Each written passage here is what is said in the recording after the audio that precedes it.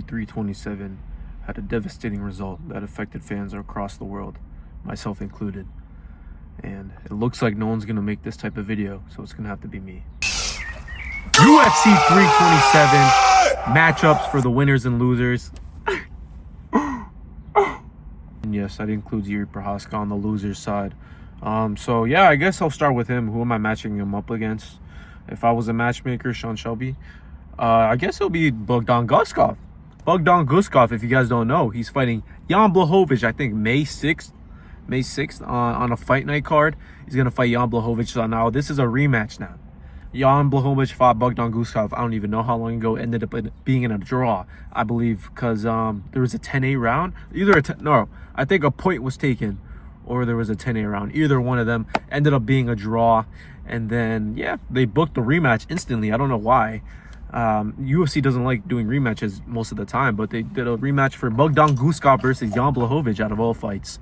And I think Bogdan Guskov is going to win that fight because not only is this a rematch, but straight away, they didn't have any fights in between them, and Jan Blachowicz is getting older. So this is just the best thing for Bogdan Guskov. I think he's going to be able to knock out Jan Blachowicz, and then probably Jan Blachowicz is going to retire then and there.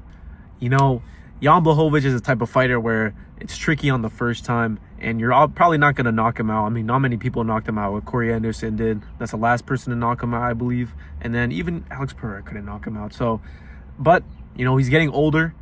So, and this is a rematch right away, so I think Bogdan Guskov is just going to KO him. And then JIRI Prochazka is going to be able to face Bogdan Guskov, probably in a fight night in Europe.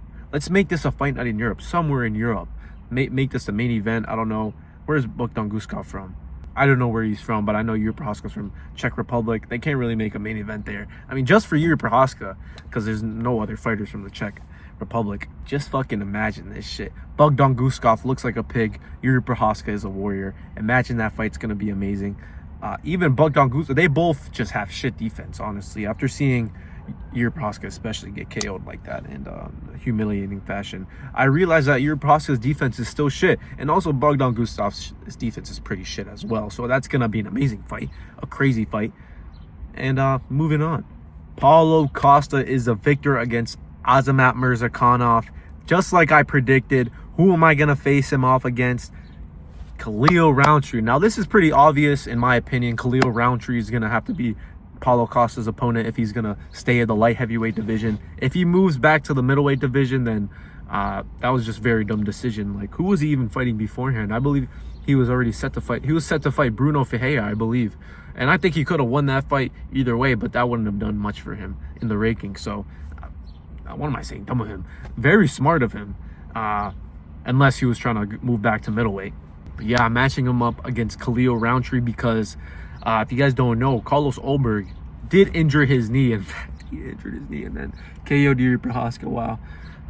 Still tough to swallow, bro. Still a tough pill to swallow. That's besides the point. Carlos Ulberg is going to be out for about 9 months, I believe. That's estimated. That's estimated based off his injury speculation. So about 9 months. And if he's good to go before that, then that's even better. But he got a first round KO. And if he didn't get injured, he would have been able to go right away. And then I would have been okay with Paulo Costa getting an instant title shot. But that's what Paulo Costa is requesting for. So he has one more fight on his contract. So this is a gamble, man. He could risk it all against Khalil Rountree and, do good on, because I believe this should be on pay-per-view. He could do good in the press conference, make a lot of noise. He did great against Azamat. That was funny as shit, calling Azamat fat and then beating the shit out of Azamat because he is fat. Just proving his point. That was amazing, Paulo Costa. Now you got to do the same thing against Khalil Rountree. Khalil Rountree is kind of prone to insults. You know what I mean? I think that's what Sean Strickland was talking about whenever they trained with each other. But that's a banger fight as well. So JIRI Prochazka versus Bogdan Guskov, a fucking banger. Paulo Costa versus Khalil Rountree, another banger. Should either of them be a main event? That could be a main event because that's what a title eliminator for Paulo Costa. And not so much for Khalil Rountree. You can go fuck off. I think he's number 5 ranked now. Paulo Costa's number 7 ranked in the light heavyweight division, I believe. So that's a fair matchup. Moving on, though.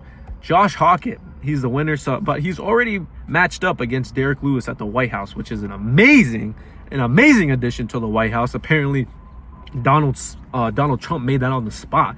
He was talking about we should make this guy face off against Derek Lewis and Dana White, and they made the matchup right away before the event even finished, and Dana White announced it via Instagram Live. So apparently that fight is going to be on the White card now. That's an amazing fight.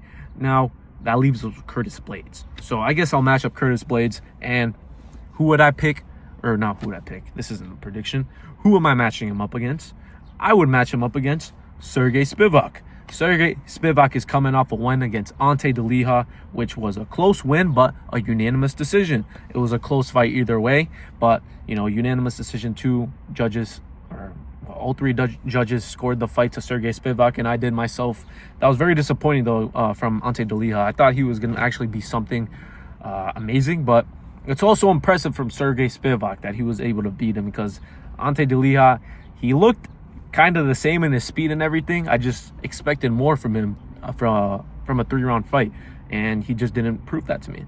But Sergey Spivak beat him either way, so that's impressive. So he deserves an actual, like, another top contender, which would be Curtis Blades. Now, Curtis Blades, I believe he's number 6 now in the heavyweight division, and Sergey Spivak is number 5. So he's above Curtis Blades, but that's the best matchup you can get right now. So Waldo Cortez is already going to fight who? I think he's already going to fight someone. He's already going to fight Volkov. So both of them are occupied right now. So Ciryl Gane's fighting Alex Pereira. And Tom Aspinall is out with a fucking eye injury. And you don't deserve Tom Aspinall. You got fucked up by him. So Curtis Blades versus Sergey Spivak. Not much to really say about that fight. It's kind of like an apex fight. I mean, that's the best you can really do with the heavyweight division right now.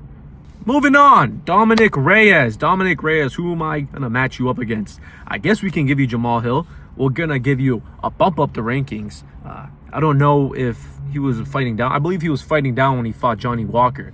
Now you got a boring decision, so I guess we'll reward you with Jamal Hill because he's been out for a while. And, you know, that's the only really fight that makes sense right now. Jamal Hill versus Dominic Reyes. They're both, like, in the same spot in their career, really. Like, if we're, like, making it equal.